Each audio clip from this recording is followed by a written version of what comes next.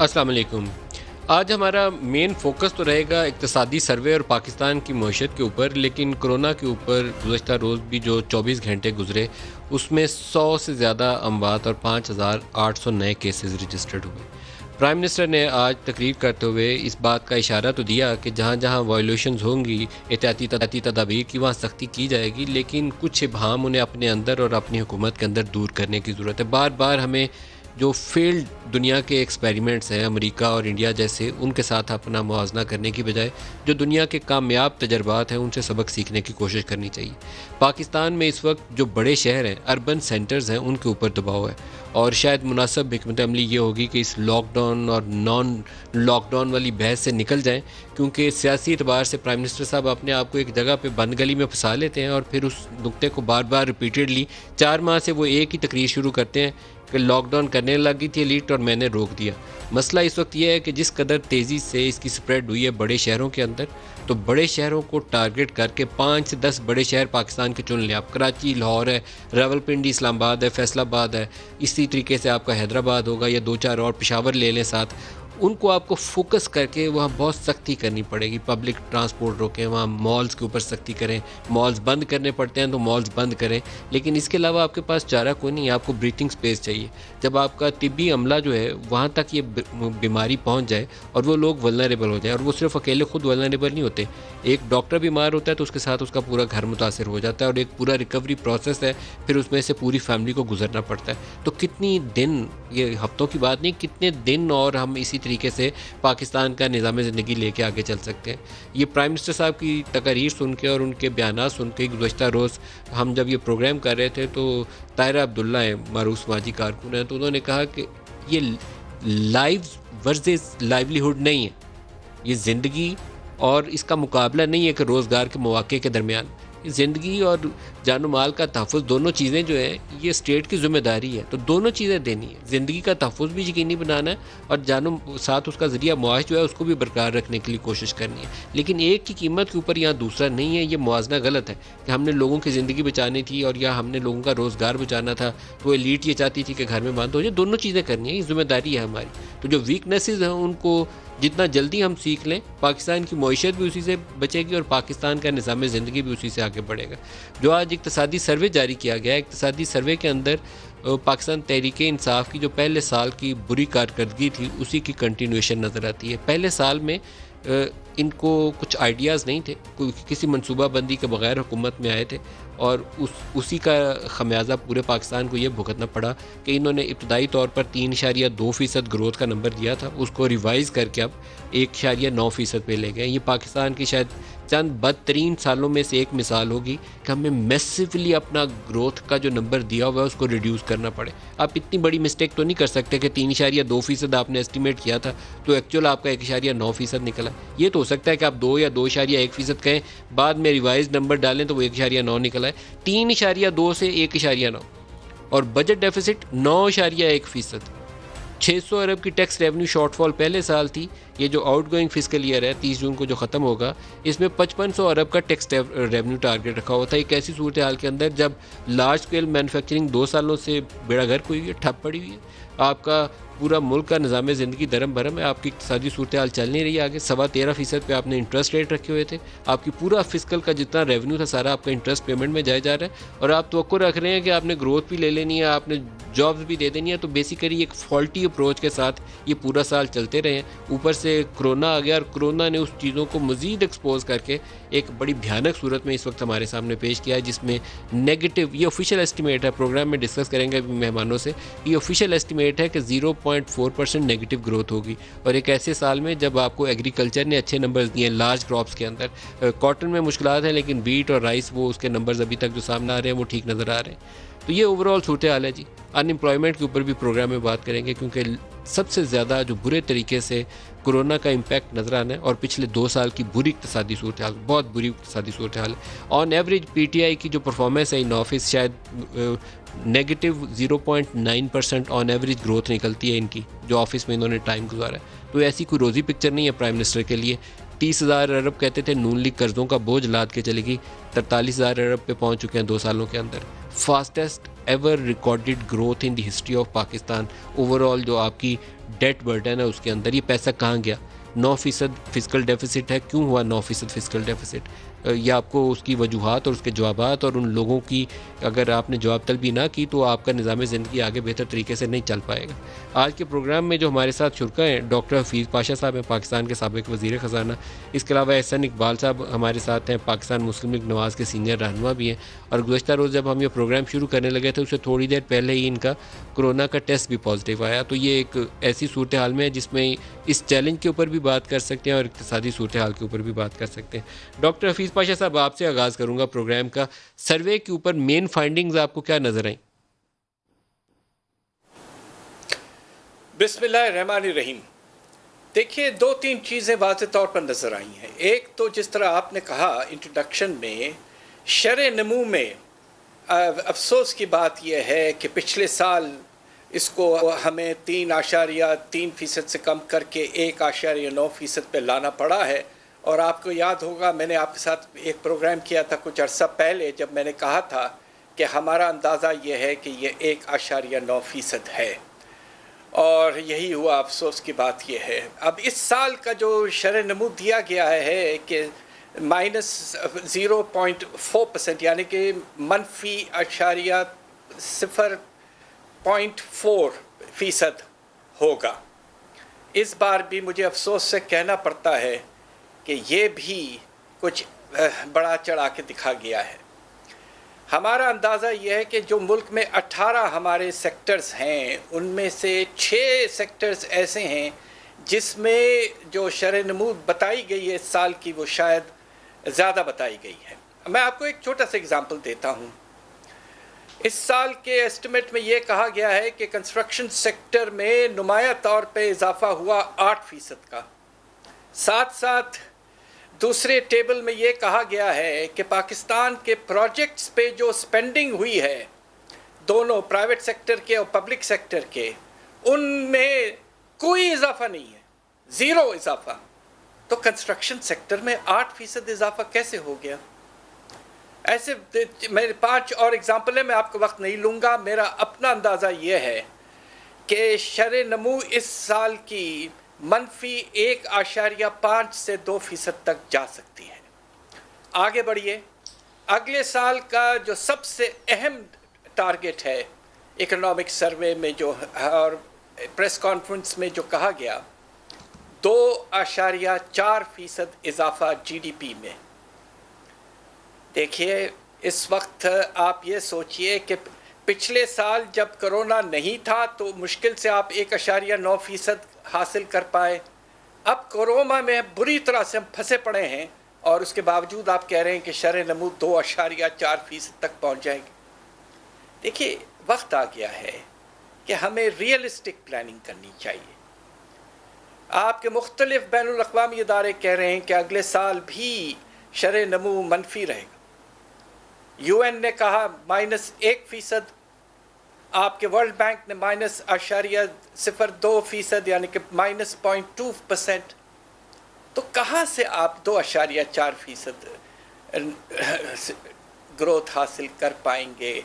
तो मेरी गुजारिश ये है कि वक्त आ चुका है कि पाकिस्तान में अब हमारी प्लानिंग जो है should be based on an understanding कि ग्राउंड रियलिटी। सर, अंडरस्टैंडिंग भी और सच्चाई के ऊपर भी सर। सच्चाई जब तक सामने नहीं आएगी तब तक ये मामला 3.2 से रिवाइज होकर 1.9 पे लाना इनके लिए आसान रहेगा। अगर सच बोलेंगे तो इतना बड़ा लैप्स नहीं हो सकता। Fiscal deficit sir, fiscal deficit last year 9.1 है परहैप्स। इस साल आप क्या तवक्को रखते हैं? हुआ ये कि जब बजट पेश किया गया तो उस वक्त जो फिगर दिया गया था वो 7.1 था। एक महीने के बाद में पता चला कि ये 8.9 है, और अब जब आया है लेटेस्ट फिगर इकोनॉमिक सर्वे में वो 9.1%। ये तारीख के सबसे बड़े खसारों में से है। और अब आप ये सोचिए कि इस साल कुछ अरसा तो रेवेन्यूज़ में थोड़ा सा इजाफा रहा, अल्लाह के फजल से 17% को फरवरी तक इजाफा रहा। और आपने मार्च में आपका जो नंबर्स थे वो मुनासिब नंबर्स थे और कंट्रोल कुछ हद तक लग रहा था कि फिस्कल डेफिसिट पे हो चुका है, मगर उसके बाद में रेवेन्यूज़ कोलैप्स हुए हैं और ख़र्चे यकीनन बढ़े, इसलिए कि आपको मुख्तलिफ़ प्रोग्राम्स इम्प्लीमेंट करने थे, एहसास प्रोग्राम वगैरह। उसके नतीजे में हमारा अंदाज़ा ये है कि ये साल ख़त्म होने तक आपका बजट डेफिसिट जो है वो 9.3% कम अज़ कम होगा, और रुपए के लिए अगर इस तरह देखें तो ये तकरीबन 4000 अरब तक पहुंच चुका होगा। ये तारीख का सबसे ज़्यादा बहुत सर तो बड़ा फिर ये बैक टू खसारा बैक है। 2 साल ये पीएमएलएन के बाद 1 साल तो वो है इलेक्शन ईयर, जो ये कहते थे कि हमें पूरा साल नहीं मिला, आधा साल मिला है, 1 साल वो मिला लें और उसके बाद 2 साल पाकिस्तान तहरीक इंसाफ के फुल ईयर्स इन ऑफिस, तारीख के बदतरीन खसारों के कंटिन्यूसली 3 साल और लोएस्ट जीडीपी ग्रोथ के कंटिन्यूसली 2 साल, और अनएम्प्लॉयमेंट का क्या निकलेगा नंबर से? देखिए, हुकूमत ने कहा है कि अगले साल उनका अंदाज़ा यह है कि अनएम्प्लॉयमेंट रेट 9% तक पहुंच सकता है। यहाँ भी मुझे अफसोस से कहना पड़ता है कि तकरीबन 70 लाख बेरोज़गारी में इजाफ़ा हुआ है और हमारा अंदाज़ा यह है कि ये तकरीबन 2 गुना होगा। गवर्नमेंट 9% कह रही है, हमारा अंदाज़ा यह है कि 17 से 18% कम अज़ कम बेरोज़गारी होगी। अब आप सोचिए कि हमारे 6 मज़दूर में से 1 मज़दूर बेरोज़गार होगा। इस तरह का अनएम्प्लॉयमेंट रेट पाकिस्तान की तारीख में बदतरीन वक्तों में भी नहीं देखा गया। इसमें कोरोना का यकीनन बहुत बड़ा दखल है। कोरोना एक हिस्सा है जी। एहसन इकबाल साहब से पूछते हैं, पोस्ट मार्च सिचुएशन जो है वो कोरोना से मुतासर हुई है, लेकिन प्री मार्च जो सूरत हाल थी उसमें भी कोई ऐसे फूल तो यहाँ बरस नहीं रहे कि लोगों को बताते कि इंडस्ट्री बड़ी चल रही है, इकॉनमी बहुत रमा दमा है, ये सिर्फ कोरोना का एक फ़ेज़ आया और गुजर जाएगा। तो सारा कुछ तो हमारा इंडस्ट्री तो पहले ही बैठी हुई थी। लार्ज स्केल मैनुफैक्चरिंग 2 सालों से नेगेटिव ग्रोथ है। एक हमने वो मीडियम साइज्ड इंडस्ट्री रखी हुई है, स्मॉल स्केल जो है उसका हम सर्वे पे एस्टिमेटेड नंबर डाल देते हैं, वो कुछ भी हो सकता है, नेगेटिव भी चाहे ग्रोथ हो, हम एस्टिमेटेड 8% डाल देते हैं। तो एहसन साहब, ये रियलिस्टिक जो सर्वे की प्लानिंग है, इसके नंबर हैं, एस्टिमेट्स हैं, वो कब आने शुरू होंगे? आप तो खुद प्लानिंग कमीशन में रहे। जी देखिए, ये तो जैसे अभी आपको डॉक्टर पाशा साहब ने बताया कि जो पिछले साल की भी ग्रोथ फिगर थी उसको अपोजिशन ने भी चैलेंज किया था, और जितने इस मुल्क के मुस्तनद इकोनॉमिस्ट हैं उन्होंने भी उस वक्त चैलेंज किया, फिर बात सच्ची साबित हुई। और इसी तरह जब ये बजट हुकूमत ने पेश किया था तो उस वक्त जितने अहदाफ हुकूमत ने सेट किए थे, हमारी तकारीर रिकॉर्ड के ऊपर हैं, हमने कहा था कि ये बहुत एम्बिशियस हैं, ये गैर हकीकत पसंद हैं और ये हासिल नहीं हो सकेंगे, ये सिर्फ एक आई वॉश है जो किया जा रहा है। आज आप देखिए कि साल के इख्तिताम पे वो सारी बातें जो हमने बजट के शुरू होते वक्त या पास होते वक्त तकारीर में की थी वो हर्फ बरफ सच्ची साबित हुई हैं। अब सूरत यह है कि ये मामला जो है ये क्यों ऐसा है। मैं समझता हूँ कि एक तो इकनॉमिक्स में जो इकोनॉमिस्ट हजरात हैं, जो माहिरीन हैं, वो डेफिसिट्स की बात करते हैं, फिजिकल डेफिसिट की, करंट अकाउंट डेफिसिट की। मैं एक पॉलिटिकल इकोनॉमी के हवाले से एक और डेफिसिट की बात करना चाहता हूँ कि जो सेंटीमेंट का डेफिसिट है। देखिए, किसी भी मईशत को चलाने के लिए जो एक प्री रेक्विजिट होता है, आपको उसकी पुश्त के ऊपर कॉन्फिडेंस और सेंटिमेंट बिल्ड करना पड़ता है, जो कि खुशकिस्मती से हमारे दौर में सी पैक की लार्जली वजह से एक बिल्ड हो गया था। दुनिया भर के और मुल्क के सरमायाकार एक्साइटेड थे, सो मच सो कि जो वर्ल्ड बैंक की 2018 जनवरी की रिपोर्ट है उसमें भी 2019 और 2020 में पाकिस्तान को 6% से ग्रो करते हुए दिखाया गया था। और अब आप ये कहें कि जी वर्ल्ड बैंक को नहीं पता था कि हमारा करंट अकाउंट डेफिसिट क्या है, उन्हें ये नहीं पता था कि हमने कर्जे कितने लिए हैं, हमारा सारा मैक्रो इकोनॉमी का डेटा उनके पास हमसे बेहतर होता है, लेकिन चूंकि उसकी पुश्त पर सेंटीमेंट था, वो 6% प्रोजेक्ट कर रहे थे कि हम चलेंगे। जब ये हुकूमत आई है तो इसने आते साथ ही उस सेंटीमेंट को अटैक किया और इसने पिछली हुकूमत की हर अच्छी चीज़ को भी बुरा बनाया। वज़ीर आज़म ने हर फोरम पे जाके कहा कि हम बैंकरप्ट होना चाह रहे हैं, हम बैंकरप्ट हुआ चाहते हैं। मकसद सिर्फ ये था कि पिछली हुकूमत को नाकाम साबित करें। फिर इसी तरह जिस तरह उन्होंने मुल्क के अंदर एक विक्टिमाइजेशन की कैंपेन शुरू की, आज आप नदीम देखें, इस मुल्क का जो भी बड़े से बड़ा बिजनेसमैन है वो सब नैब की पेशियां भुगत रहा है या एहतसाब अदालतों के चक्कर लगा रहा है। अब इस एनवायरनमेंट के अंदर आप मुझे बताएं कि कौन सा सरमायाकार पाकिस्तान में सरमायाकारी के लिए तैयार होगा। पाकिस्तान का कोई अफसर किसी दफ्तर में किसी बजट को रिलीज़ करने के लिए फ़ाइल पे दस्तखत करने के लिए तैयार नहीं। एक ब्यूरोक्रेट से मैं रो रहा था या इस बात पे अफसोस कर रहा था कि इस हुकूमत ने डेवलपमेंट बजट आधा कर दिया है, तो उन्होंने कहा कि आप ये कह रहे हैं कि आधा कर दिया है। मैं आपसे ये कहना चाहता हूँ सर कि जो आधा बच गया है उसको खर्च करने के लिए कोई तैयार नहीं है, क्योंकि कोई नहीं चाहता कल को वो इंक्वायरियाँ भुगते। अब एक तरफ आपने इंतज़ामी कॉन्फिडेंस क्रैश कर दिया है, दूसरी तरफ आपने सरमायाकारों का कॉन्फिडेंस क्रैश कर दिया है। इन हालात में आप कोई भी चीज़ लाएंगे वो टेक ऑफ नहीं कर सकेगी। अच्छा, इसके ऊपर सोने पे सुहागा जो हुकूमत की अपनी सलाहियत है, हमने देखा कि ना उनके पास कोई रोड मैप है, ना उनके पास कोई विजन है, ना उनके पास कोई डायरेक्शन है। हमारे सिविल सर्विस सबसे बड़ी बुराई ये है कि आप प्लान बनाएं या बजट के अदादोशुमार जारी करें और वो नंबर्स जो हैं वो दुरुस्त ना हो, हकायक के बिल्कुल बरखिलाफ हो। आप कहें ग्रोथ 3.25 है, एक्चुअल आपको पता चले 2 भी नहीं है। आप बजट डेफिसिट बताएं कि आपका कोई 7-8% है, एक्चुअली आपका 9 से ऊपर निकल आए। तो इतने बड़े ब्लंडर्स जो है आप नंबर्स डाल के और अगले साल की प्रोजेक्शंस लें तो उसका नतीजा क्या निकलेगा? ज़ीरो निकलेगा। उसका नतीजा ये निकलेगा कि कोई एतबार नहीं करेगा, ना सिर्फ मुल्क के अंदर और मुल्क के बाहर। हम एक ट्रैक रिकॉर्ड बनाते जा रहे हैं कि हम कितने टारगेट्स को मिस करते हैं, हमारे टारगेट्स कितने गैर हकीकत पसंद होते हैं, तो उससे फिर मुल्क की साख पर भी बुरा असर पड़ता है। तो इसलिए मैं अब ज़्यादा आपसे नहीं करूँगा क्योंकि आई एम एक्चुअली रेस्टिंग।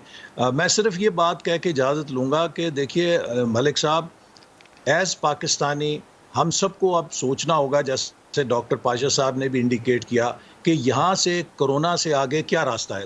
ये अगर हुकूमत कह के कोरोना ने हमारी कमर तोड़ी है वो दुरुस्त नहीं है। अभी आपने फरमाया था कि अगर आप मार्च से पहले देखें तो पाकिस्तान का इंजीनियरिंग सेक्टर बंद हो चुका था, ऑटोमोबाइल सेक्टर बंद हो चुका था, ट्रैक्टर के कारखाने बंद हो गए थे, इलेक्ट्रॉनिक्स की और इंजीनियरिंग गुड्स की इंडस्ट्रियां बंद हो गई थीं, मैसिव लेआउट्स हो रहे थे। तो हमारी लार्ज स्केल मैन्युफैक्चरिंग 2 साल से नेगेटिव में थी। इसी तरह जो एग्रीकल्चर सेक्टर है उसकी भी परफॉर्मेंस 2 सालों से बहुत नेगेटिव रही है और कोई उसमें ग्रोथ मतलूबा हासिल नहीं हो सकी। तो हमारे लिए ये कोरोना तो एक हुकूमत को बहाना मिला है, उससे पहले ही मार्च तक इकॉनमी डूब चुकी थी, अब उसके ऊपर कोरोना भी आ गया है। अब ये इतना जाइगेंटिक टास्क है पोस्ट कोरोना रिकवरी का, क्या इस हुकूमत के पास की बात है?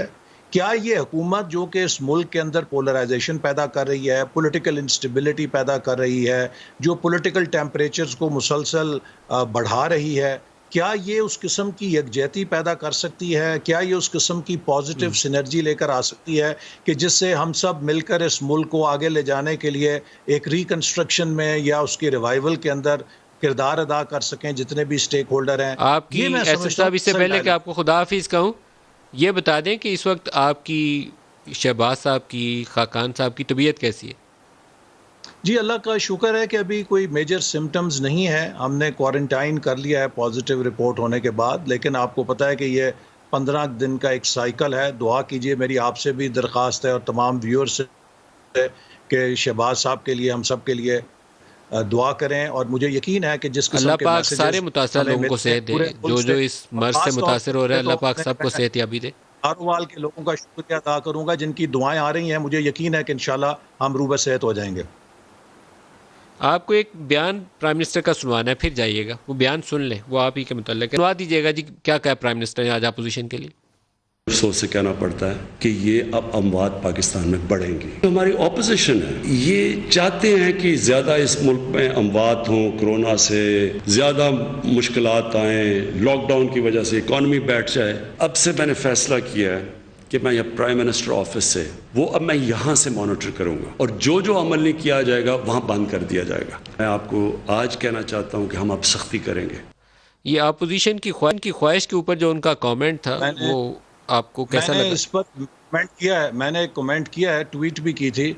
मैंने कहा अब पछतावे क्या होवत जब कोरोना चुग गया खेत। हम खान साहब को इन्हीं अमवात से बचाने के लिए मशवरे दे रहे थे और कह रहे थे कि ये गो मगू की पॉलिसी ना इख्तियार करें। मैं आखिरी पॉइंट ये कहूँगा नदीम, पूरी दुनिया ने कोरोना को या कोविड-19 को पब्लिक हेल्थ का इशू समझ के टैकल किया है। ये पाकिस्तान वाहिद मुल्क है जिसने इसको इकॉनमी का मसला या रोज़गार का मसला बना दिया है। जिन जिन मुल्कों ने इसे पब्लिक हेल्थ का मसला समझ के अटैक किया, एड्रेस किया, वो कामयाब हो गए, और जो हुकूमतें डिनाइल के अंदर रहीं, कुछ नहीं देखा जाएगा, फ्लू है, ये है, वो है, अब ये एक वाइल्ड फायर की तरह फैल चुका है। हुकूमत ने कोई तैयारी नहीं की। हमने पिछले असेंबली के अंदर इन्हें कहा था, खुदा के लिए जो आप रिलैक्सेशंस कर रहे हैं इससे बहुत बड़ी स्पाइक आएगी, आप हेल्थ इंफ्रास्ट्रक्चर को जोर दें, हॉस्पिटल बेड्स में इजाफा करें, इमरजेंसी सहूलतों के साथ वेंटिलेटर्स बुलाएं और वेंटिलेटर्स के साथ ट्रेनिंग के क्रैश प्रोग्राम चलाएं। ये हाल नहीं है कि 1000 वेंटिलेटर आ जाएंगे। भाई वो 1000 वेंटिलेटर चलाएगा कौन? वेंटिलेटर से ज़्यादा उसकी जो सॉफ्टवेयर है, उसका जो ह्यूमन रिसोर्स है वो ज़रूरी होता है, वरना तो वेंटिलेटर मौत का फंदा बन जाता है किसी भी मरीज़ के लिए। तो बदकिस्मती है कि हुकूमत ने किसी बात पे संजीदगी का मुजाहरा नहीं किया। अब हेयर वी आर कि पूरी कौम अब कोरोना के रहमो करम पे है, और मेरी दुआ है अल्लाह ताला से और कोरोना से भी अपील है कि हमारे नाअहल हुक्मरान थे, खुदा के लिए इस गरीब कौम पे रहम करना। बहुत शुक्रिया आपका एहसन इकबाल साहब। जितने लोग इस मर्ज से मुतासर हैं सबको जल्द से याब करें। ज़ुबैर मोतीवाला मरूफ सनतकार भी हमारे साथ हैं। ज़ुबैर साहब, आप इक्तिसादी सर्वे के ऊपर क्या रिएक्शन देते हैं? क्या मेन इसकी अचीवमेंट्स हैं ड्यूरिंग द ईयर और क्या इसके फ्लॉज आपको नजर आए? देखें नदीम साहब, सबसे पहला रिएक्शन तो मेरा ये है कि इन्होंने टैक्स कलेक्शन को 4.95 बिलियन पे यानी तकरीबन 5 ट्रिलियन का टैक्स कलेक्शन बताया। मुझे ये फिगर ही समझ में नहीं आता। आप मुझे बताएं कि पिछले साल के अंदर आपने 4.5 बिलियन रखा, फिर उसको रिवाइज किया, 4.8 किया, फिर रिवाइज हुआ, फिर 4.4 हुआ, फिर कोरोना आ गया और आज 3.8 की हम बात कर रहे हैं। जब आप उसके 3 महीने के अंदर आपका अगर शॉर्टफॉल 800 से आ जाता है, फिर आप दूसरी बात ये करते हैं कि हम इसमें कोई नया टैक्स नहीं लगाएंगे, हम इसमें मराद देंगे, हम इसमें रिलैक्सेशन देंगे, फिर आप कहते हैं कि जी 5 ट्रिलियन हम कलेक्ट करेंगे, और अगले जुलाई अगस्त की आपने खुद प्रेडिक्शंस कर दी हैं कि ये लॉकडाउन भी हो सकता है और इस सीवियरिटी और भी आ सकती है। फिर आप खुद बातें करते हैं कि इंटरनेशनल मार्केट जो है ना वो सारी प्रॉब्लम हो जाएंगी, हमारी एक्सपोर्ट्स भी कम होंगी, हमारा मैन्युफैक्चरिंग सेक्टर, हमारा GDP for the first time after 1951 is gone in negative. ये दे रहे हैं 0.4 का फिगर। हफीज पाशा साहब को मैंने सुना उन्होंने कहा 1.5 से 2% ऑफ द जीडीपी हमारा नेगेटिव ग्रोथ जीडीपी में हुआ है। आप टोटल को देख लें, लार्ज स्केल मैन्युफैक्चरिंग तो कंसेक्यूटिव हो रहा है। इस दफा आपको मैं बताऊं कि स्मॉल साइज के भी जो इनके फिगर्स हैं वो 8% वाले नहीं है साइक्लो स्टाइल।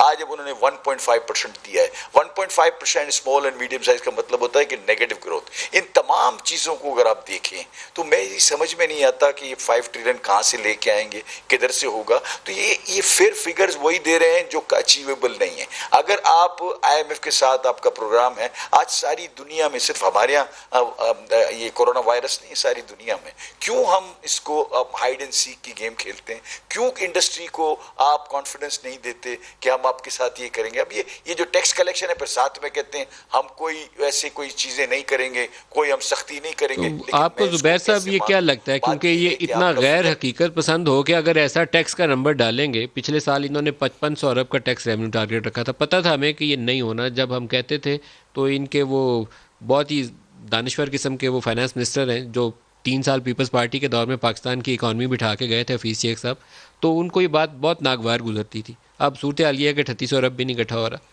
तो फिर दोबारा 5000 डाल दें टारगेट, सारे नंबर्स गलत हो जाएंगे 6 महीने बाद।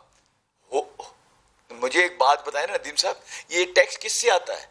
एक अंग्रेज ने बिल्कुल ठीक लिखा है कि taxes are nothing but the by product of the vibrant economy and wheel of the industry. ये बिल्कुल सीधी सी बात है। जब आपकी इंडस्ट्री नहीं चलेगी, आप टैक्स किससे कलेक्ट करेंगे? आपके पास टैक्स कलेक्शन का कुछ भी नहीं है। और ये जितने फिगर्स दिए, आज मैं उनकी प्रेस कॉन्फ्रेंस सुन रहा था, मुझे बड़ा ताज्जुब हुआ।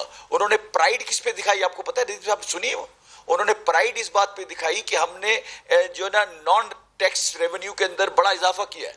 1.1 था, उसको हमने 1.6 किया है और 500 बिलियन रुपए हमने ज्यादा इकट्ठे किए हैं। मुझे बताएं, नॉन टैक्स रेवेन्यू को बढ़ाने में आपने क्या काम किया? आपने ये काम किया कि जो पेट्रोलियम प्रोडक्ट थी उनके ऊपर 17% सेल्स टैक्स था, आपने 35% कर दिया। तो उसमें कौन सा मतलब बिल्कुल। ये कोई कौन सी अचीवमेंट है? आप बाकी सारे शोबों में देखें। देखिए, मैं ये नहीं कहता कि इनका कसूर है, कोरोना की वजह से प्रॉब्लम हुआ, 2 महीने तक इंडस्ट्री बंद रही और हमारी जो है ना मईशत जो है ना वो बहुत ज्यादा प्रॉब्लम में आ गई, लेकिन मैं ये कहता हूं कि इससे पहले एक्सपोर्ट ठीक हो गई थी। आज हमारा डॉलर रुपी पर, हम कौन सी चीज की बात करें, डॉलर रुपी पैरिटी को आप देख लें क्या पोजीशन है।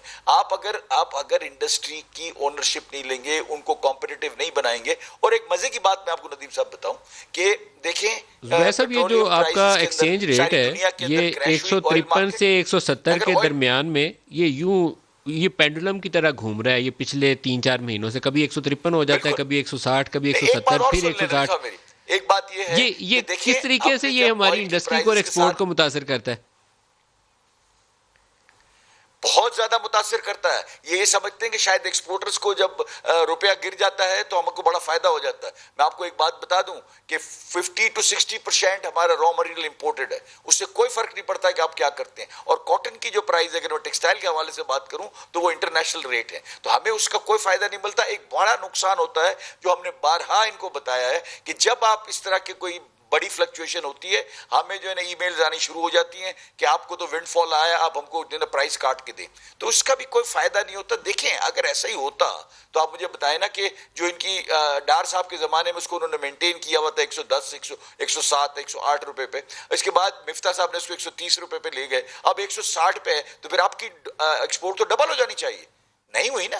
ये कोई मैकेनिज्म नहीं है, ये कोई बैरोमीटर नहीं है कि अगर आपकी कोई ना डॉलर रुपी पैरिटी में फर्क आए तो। अब फर्क किससे आएगा? फर्क आपका जब आएगा, मैं बिल्कुल वाज़ेह तौर पर बताना चाहता हूं कि एक्सपोर्ट्स आपकी जब बढ़ेंगी जब आप कॉम्पिटिटिव होंगे इंटरनेशनल मार्केट में अपने कॉम्पिटिटर्स के सामने। अगर बांग्लादेश में अगर बेडशीट की कॉस्ट 90 सेंट है और मेरे पास $1 है, तो आप भूल जाएं कि आपने डॉलर रुपी पैरिटी कितनी कर दी, क्या कर दी। मैं डॉलर में बेचता हूं, मुझे उसके साथ कंपटीशन है। आपको मेरी कॉस्ट चार्ट को देखना होगा, आपने कन्वर्जन को देखना होगा, और आपने देखना होगा कि मैं अगर यहां कोई कमोडिटी प्रोड्यूस करता हूं तो उसकी इंटरनेशनल कॉम्पिटिटिव मार्केट में मैं किसके सामने कॉम्पीट कर रहा हूं। मैंने 12 इनसे कहा है कि कोई इंटरनेशनल एजेंसीज को आप मुकर्रर करें, उसकी पेमेंट हम कर देंगे कि भाई हमारी कॉस्ट क्या आती है, आप और जो बेसिक आइटम्स हैं उसके ऊपर आप कॉस्ट डिटरमिन करवा लें, फिर आप हमसे कहें कि ये आ सकता है कि नहीं आ सकता है। और आप मुझे बताएं कि ये सबसे बड़ी बात मैं कहता हूं, इंडस्ट्री की ओनरशिप इनकी कैसी बेहतरीन है कि उन्होंने पेट्रोल की प्राइसेस को 38% कम कर दिया, आरएलएनजी की प्राइसेस को कोई 27% कम कर दिया, फिर आपके एलपीजी की प्राइसेस को कम कर दिया। नहीं कम किया तो किसको नहीं कम किया? जो इंडस्ट्रियल गैस है, जो डायरेक्टली लिंक्ड है अंडर वेकॉग, एक फॉर्मूला है जिसके तहत हम गवर्न होते हैं, weighted average cost of gas, उसको डायरेक्टली उसका ब्रेंट से ताल्लुक है। $62 पे लास्ट डिटर्मिनेशन के साथ वक्त कैलकुलेट हुआ था, आज आपको प्राइसेस का पता है, अब बढ़ के भी $40 हुई हैं, 33% इसके अंदर जो है इसमें कमी आई है। आप इसको फौरी तौर पर इंडस्ट्री को पास ऑन करना चाहिए। अच्छा, डॉक्टर सलमान शाह हमारे साथ हैं, उनसे भी इस पे कमेंट ले लें। डॉक्टर साहब अस्सलाम वालेकुम। जी वालेकुम अस्सलाम।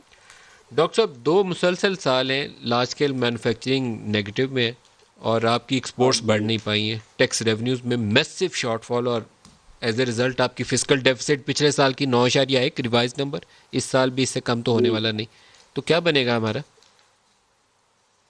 देखें, ये तो नदीम आपको पता है कि दुनिया अपसाइड डाउन हो चुकी है और सिचुएशन ये है कि हमारी प्रोडक्शन डिस्ट्रप्टेड है, हमारी डिस्ट्रीब्यूशन डिस्ट्रप्टेड है, हमारी डिमांड जो है वो वैसे ख़त्म हो गई है।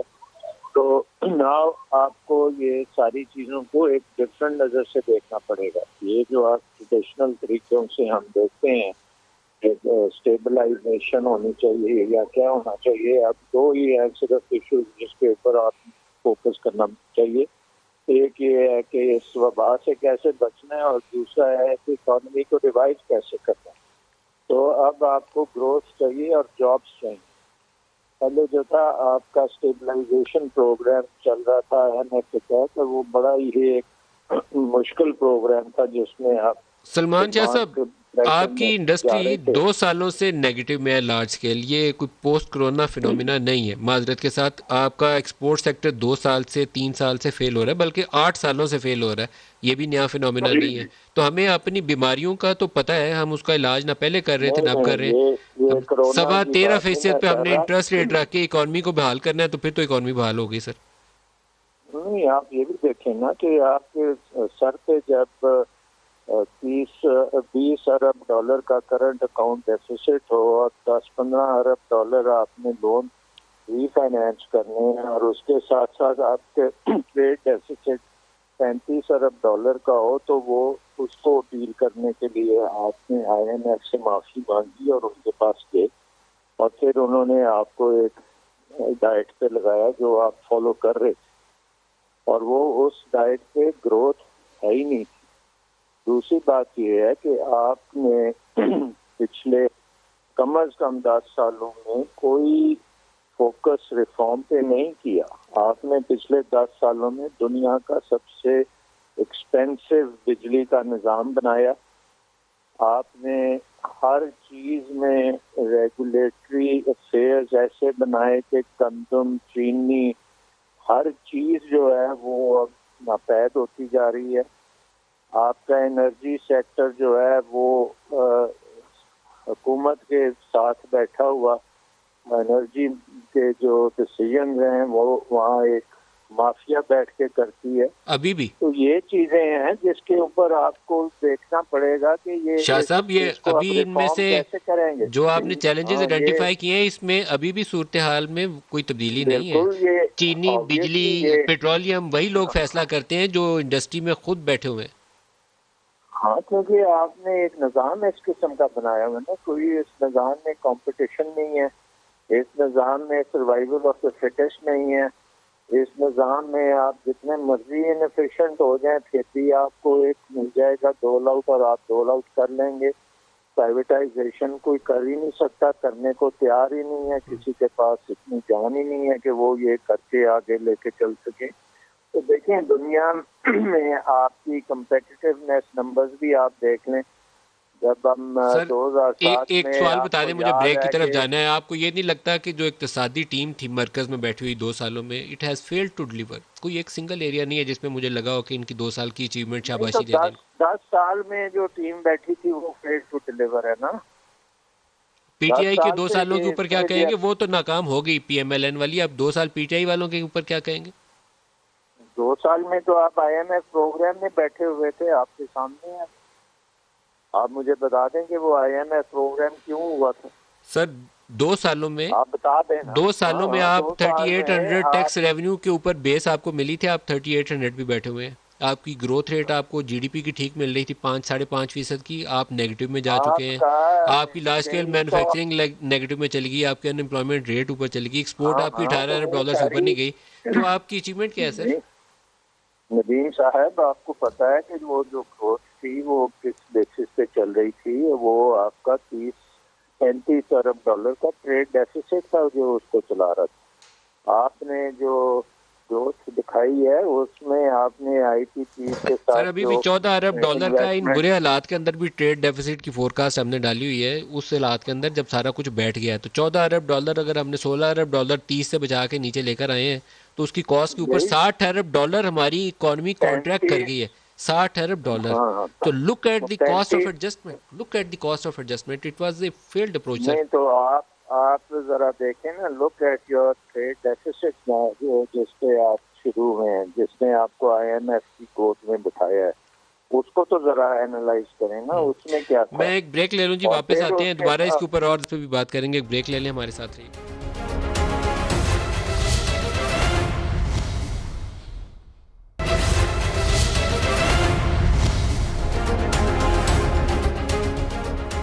Welcome back.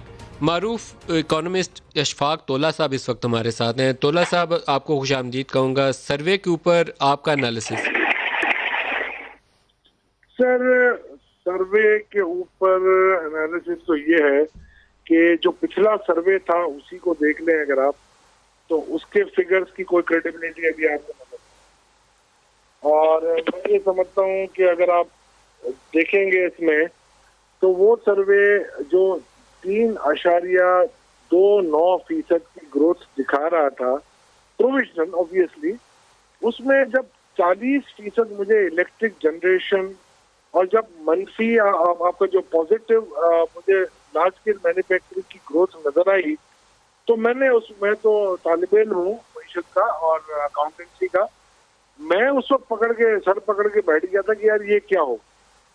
तो मेरा ख्याल है हमारे मईशतदानों को, प्लानिंग कमीशन के लोगों को भी ये फिर पता होना चाहिए था कि यार ये क्या हो रहा है, या फिगर्स को डबल वेरीफाई कर लेने चाहिए थे। अब उसकी वजह से 1.91 हो गया आपका। आगे आप ले रहे हैं 2.1 की जीडीपी ग्रोथ ले रहे हैं, और अगर मैं इसकी 0.38 को रिवर्सल लूं तो टू बी एग्जैक्टली 2.48% की आप पिछली रिवर्सल चाह रहे हैं अगर पॉजिटिव लाने के लिए ना।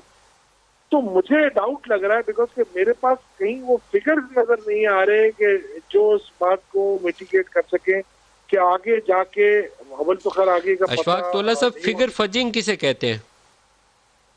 देखिए फजिंग तो पर्पसली अगर की जाए तो उसको कहते हैं, अब ये ओवरलुक है, मैं नहीं समझता। मैं कभी क्या भी 3.3 को 1.9 में जब आप देखें तो उसके अंदर कोई लगता है कि नंबर कुछ ओवरलुक हो गया होगा? बड़ा मुश्किल मतलब है। ये अगर आप ये भी क्रेडिट दें कि बता दिया ना उन्होंने कि 1.91 है। एक साल के बाद बताना पड़ता है जी, 2 साल तक आप छुपा नहीं सकते। दूसरे साल अभी भी देखें ना, आप थोड़ा सा उसको शेड कर दे और पीछे जाके अगले जो फाइनल अगले साल आते उसमें भी तो थोड़ा बहुत एडजस्टमेंट हो जाता। तो 3.3 जब बताया आपको, फिस्कल डेफिसिट भी कम बताया आपने, परसेंटेज ऑफ जीडीपी भी कम बताया, ओवरऑल फिस्कल डेफिसिट का नंबर भी एब्सोल्यूट कम बताया। अब सारा कुछ एक साल के अंदर, अब ईमानदार हो गए कोरोना आने के बाद, अब सच बोलना शुरू कर दिया। नदीम भाई, मैं तो आपको कोरोना आने के इम्पैक्ट से पहले अगर आप देखेंगे 2000 जो पिछले साल का बजट था, मैंने वहां कह दिया था आपकी मईशत स्टैगफ्लेशन में है। इसके बाद मैंने लिखा हॉट मनी के ऊपर आपके सामने कि इंटरेस्ट रेट हाई है, लेकिन स्टैगफ्लेशन के अंदर तो दे कंट्रीब्यूटेड इन दैट प्रोसेस ना, 13.25% पे इंटरेस्ट रेट ले जाके दे कंट्रीब्यूटेड इन दैट प्रोसेस। मैं सर कह रहा हूँ, आपके फरवरी में मैंने कह दिया था आप रिसेशन में चले गए हो। फरवरी में हमने आपको अल्टरनेट प्लान IMF का दे दिया था कि IMF से आपकी नहीं बन सकती, आप उनसे हट जाओ। इसके बाद हमने अप्रैल के अंदर आपको पूरी जो शरह नमू दे दी थी कि 0.38% माइनस जाएगी, आपके सामने थी। आपको हमने कह दिया था 4000 अरब से ऊपर आप रेवेन्यू कलेक्ट नहीं कर सकते, आपके सामने था। आप साथ ही रुकिए तोला साहब, जुबैर साहब से भी पूछें। जुबैर साहब, अब फिर रास्ता निकलेगा कैसे? लोगों को जॉब भी देनी है, मईशत भी बचानी है, इस कोरोना से भी निपटना है, तो कैसे निकलेंगे, क्या करें? देखिए नदीम साहब, सबसे बड़ा जो चैलेंज है इस वक्त हुकूमत के पास अगर कोई है तो अनएम्प्लॉयमेंट को रोकना है, सबसे बड़ा। और अनएम्प्लॉयमेंट को रोकने का कोई और तरीका नहीं है सिवाय इसके कि आप रेगोनॉमिक्स में जाएं। रेगोनॉमिक्स, आपको पता है रेगन के ज़माने में जब डिप्रेशन आया था यूनाइटेड स्टेट्स में, तो उन्होंने एक नई इस्तिलाह निकाली थी, इसका आज भी पढ़ा जाता है रेगोनॉमिक्स के नाम से। उन्होंने ये किया कि सब लोगों की ज़िंदगी में कुछ ना कुछ पैसे डाले कि भाई ये इसकी किसी तरह से भी ये जाए ही नहीं। मेरी नज़र में जो इसका आज रास्ता है, कहीं से कर्ज लेके आए, कुछ करें, आप रेगोनॉमिक्स के तहत हर एक के घर में पैसे पहुंचाएं। वो जब उनके पास पैसे पहुंचेंगे तो वो बाजार में जाके उसको खर्च करेंगे और इकोनॉमी का व्हील चलेगा। I totally agree with Ashfaq के we are in recession, we will not go into recession, we are in the recession. और अल्लाह माफ करे जिस वक्त हमारी मईशत के जो हाल हैं, आगे मैं आपको अभी प्रेडिक्शन करता हूं कि गवर्नमेंट के एम्प्लॉइज को तनख्वाह देने के लिए उनके पास पैसे नहीं होंगे अगर ये कोरोना ने इसी तरह से कंटिन्यू किया और जिस तरह से हमारे मामलात हैं वो चलते रहे। हमको आज डैम्स हैं, ब्रिजेस हैं, रोड्स हैं, सारे जितने प्रोजेक्ट्स हैं उनको हमको मजदूरी उनको हमको खोल देना चाहिए, उनके ऊपर कंस्ट्रक्शन के काम शुरू कर देने चाहिए, डेवलपमेंट के काम करने चाहिए। आज अगर वो जो अभी बता रहे थे कि कोई साइन करने को तैयार नहीं है, आधी PSDP के पैसे भी खर्च नहीं होते, तो सूबों का भी यही हाल है। तो इन हालात के अंदर ट्रस्ट डेफिसिट को खत्म करना पड़ेगा। देखिए मैं आपको 3 प्रायोरिटीज बताऊं।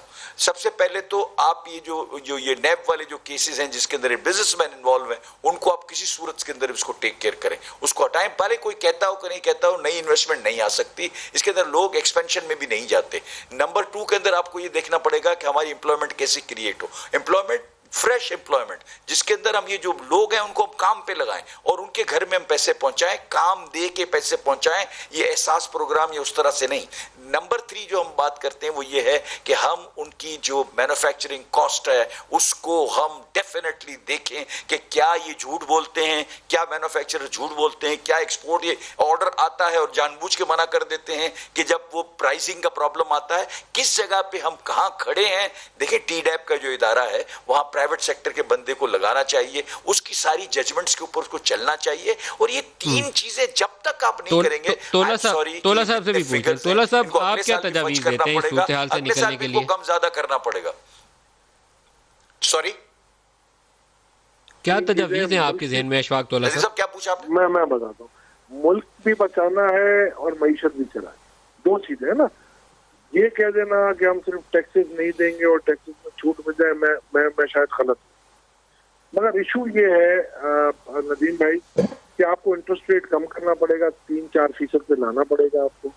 डॉलर पैरिटी को आपको 140 150 140 पे लाना पड़ेगा और एक्सपोर्टर्स को डायरेक्ट सब्सिडी देनी पड़ेगी। मैं ये नहीं कहता एक्सपोर्ट खत्म, आप कहते हैं रुपी डॉलर पैरिटी को 164-65 जितना भी आज का रेट है उससे 140-42 पे ले जाएं। 140 लाना पड़ेगा, वरना आपके इन्फ्लेशन और आए होंगे और फिर और आपको IMF से जो ये मुआहिदा है आपका, इसको आपको रीनेगोशिएट करना पड़ेगा। आज आपको पता है अमेरिका ने उन्होंने कहा है कि 2022 तक हमें ये जीरो इंटरेस्ट रेट से चलना पड़ेगा, लेकिन उससे ग्रोथ रिवाइव हो जाएगी। और हमारे यहाँ उससे उल्टी इकोनॉमिक्स है, हम कहते हैं हाई इंटरेस्ट रेट रख के चलाना है। अब मैं आपको एक बड़ा मजे का किस्सा सुनाता हूँ। नदीम मलिक साहब, आप तो माशाल्लाह इन चीजों को समझते हैं, तो ये मुझे सिर्फ मैंने एक कैलकुलेशन की थी कि अगर घर बिठाना है और 1 महीना अगर लॉकडाउन, इफेक्टिव लॉकडाउन करना है 1 महीना, तो 678 अरब रुपए की कॉस्ट थी। और ये मैंने इसमें पूरा आर्टिकल लिखा है कि ग्रेट डिप्रेशन का अगर हम US का जायजा लें, जैसे जुबैर साहब ने रेगोनॉमिक्स कही थी, हमारे यहाँ भी एक इस्तेलाह मशहूर हो गई थी दारोनॉमिक्स। मैं तो कहता हूँ पाकोनॉमिक्स की मैं बात करूंगा। हमने ये कहा था कि अगर आप अमेरिका की मिसाल लें तो 2019 में अमेरिका ने एब्सोल्यूट नोटें छापी और उस वक्त इनकी इन्फ्लेशन इतनी बढ़ गई थी कि ये कह रहे यार हमने गलती की। 29 में जब डिप्रेशन की तरफ आ रही थी इकोनॉमी, तो उनको कहा गया नोटें छापो, तो उन्होंने नहीं छापी और ना छाप के ये हालत हुआ इनका कि ये ग्रेट डिप्रेशन में चले गए। ये रिसेशन तो आ चुका था, मगर आप डिप्रेशन की तरफ हम ना चले जाएं।